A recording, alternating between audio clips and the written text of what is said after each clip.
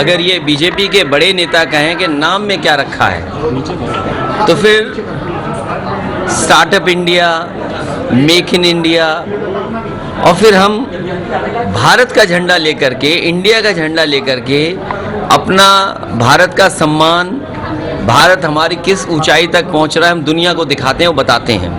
मुझे दुख है इस बात का कि अगर इस तरह का वीडियो आया है और वीडियो की जांच होनी चाहिए, कौन लोग हैं, इस पर कार्रवाई होनी चाहिए, लेकिन कहीं ये भी सावधान रहना, भारतीय जनता पार्टी कुछ भी कर सकती है। कहीं ऐसा तो नहीं मणिपुर के मुद्दे को दबाने के लिए कोई दूसरा मुद्दा उछाला जा रहा हो। मुख्यमंत्री कुछ नहीं जानते, मुख्यमंत्री जी कुछ नहीं जानते। अगर मुख्यमंत्री जी कुछ जानते होते तो वो जो म्यूजियम था, मैं पत्रकार साथियों, सब नए लोग हो, आप नए लड़के हो, और शायद मुख्यमंत्री गूगल से कोई चीज़ सर्च नहीं कर सकते हैं, लेकिन मैं ये जानता हूँ यहाँ जितने हमारे पत्रकार साथी खड़े हैं वो गूगल पे सर्च कर सकते हैं। जो वो म्यूज़ियम बन रहा था, वो म्यूज़ियम इसलिए बन रहा था कि हमारा टूरिज़्म को बढ़ाया जाए। जो लोग ताजमहल देखने आते हैं उन्हें कम से कम मुग़ल सम्राट के समय पर या मुग़ल म्यूज़ियम के बहाने पूरे भारत की संस्कृति को बताया जाए, भारत की मिली जुली संस्कृति से परिचय कराया जाए, भारत की जो गंगा जमुनी तहजीब है उससे परिचय कराया जाए। और जिस आर्किटेक्ट ने वो म्यूज़ियम डिज़ाइन किया था उसे यूरोप का 2023 का सबसे बड़ा अवार्ड मिला।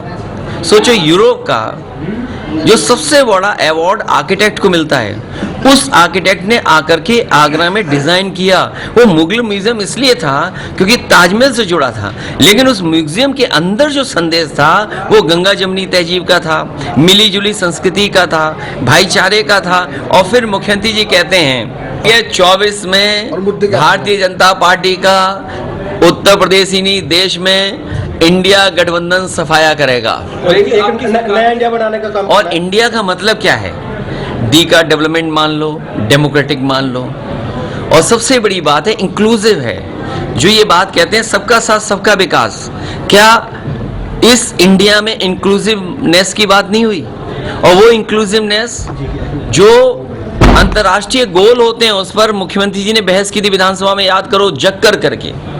तो इंक्लूसिव बात करना है, सबको जोड़ के चलना चाहते हैं, सबको खुशहाली के रास्ते पे लाना चाहते हैं। अगर इंडिया का मकसद ये है कि हमारी मिली जुली संस्कृति, इंडिया का मतलब ये है कि भाईचारा के हमारा संदेश, अगर इंडिया का मतलब ये है कि हम साथ लेकर के सबको चलेंगे, तो बीजेपी को किस बात की घबराहट है? 24 में एक ही मुद्दा रहेगा, बीजेपी को हटाओ, इंडिया जिताओ। यूसीसी क्यों कहते हो आप? यूसीसी के खिलाफ हैं हम लोग, लेकिन उससे भी बड़ा मुद्दा है पीडीए। पीडीए क्या है? पिछड़े दलित अल्पसंख्यक मुसलमान भाइयों को कौन पूछ रहा, कौन सम्मान दे रहा है? पीडीए बड़ा मुद्दा है।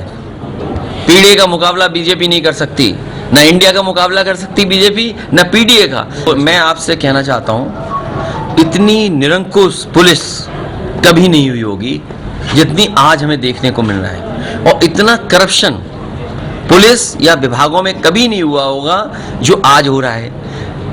बीजेपी की सरकार ने, इन्हीं के विभाग ने ये जानकारी हासिल करने का काम किया कि कौन सा विभाग सबसे ज्यादा करप्ट है, तो पता लगा पुलिस विभाग सबसे ज्यादा करप्ट है। सरकार आकलन कर रही है और सरकारी जानकारी कर रही है। तो ये जो व्यवहार, बातचीत, भाषा या पुलिस को जो काम करना चाहिए था वो नहीं कर रही है, बाकी सब काम पुलिस कर रही है। अरे यहाँ पर तो आपको जिन कावड़ियों पर मुख्यमंत्री जी फूल बरसाए हों, जिन कावड़ियों को हेलीकॉप्टर से फूल बरसाया गया हो, उनकी जान चली गई, क्या 1 करोड़ और सरकारी नौकरी नहीं सरकार को देनी चाहिए?